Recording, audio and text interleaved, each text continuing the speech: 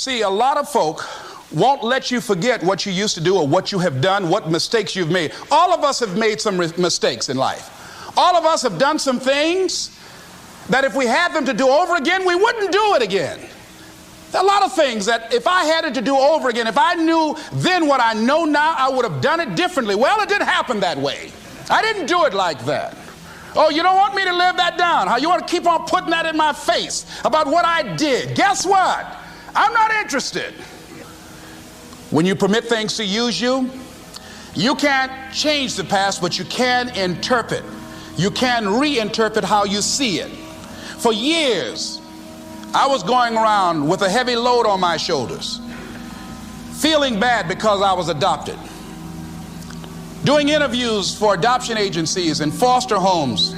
And I was on television once, and I told these people in this particular interview that I was giving away my twin brother and I when we were 6 weeks of age. A friend of mine fortunately was listening to the program, and she said, "Les, I'd like to have lunch with you." And so I went over to see her. She said, when a woman carries a baby for 9 months, feeling that life movement in her, it's automatic and natural for her to learn to love that baby, to expect it to come here when she bears the pain to bring it into the world. Your mother, Mamie Brown, when she came in to adopt you guys, she didn't go through that process. She looked at whoever your biological mother was and said, "I'll take her." You weren't given away less. You were chosen with love. Same event, but reinterpreted. An interpretation that empowers me. So when you begin to look at your past, give an interpretation that empowers you. That's where I used to be. That's not where I am now. I'm growing.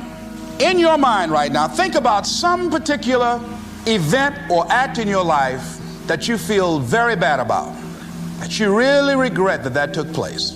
If you had to do over again, you would do it differently. With that there, I want you to see yourself in your mind's eye and say to yourself, I love myself unconditionally, and I forgive myself. If I knew better, I would have done better. Let me tell you something about the mind, how it uses you. Tell you something super stupid that I used to do. Do you know for years I hated my mother and my father, whoever they were, because they gave me away as I thought at that point in time? And guess what? I didn't have any faces for the hatred because I never saw either one of them. And I said, I hate them for that. And then once I forgave them and said, it's okay. Had they not given me away, I would have never been blessed to have the mother that I have. But when I went through this process, saying forgive them, I remember in my mind as I was trying to picture these people, I had two individuals in my mind standing there with no faces because I didn't know how they look. But I released that. I let that luggage go. Think about somebody that you've hurt, somebody that you've disappointed, either deliberately or inadvertently, or someone that has hurt you, that caused you some pain, caused you some disappointment, somebody that you don't like. Deliberately or inadvertently, think about them. Somebody that you really, when you think about them, the room turns red, and say, I forgive you.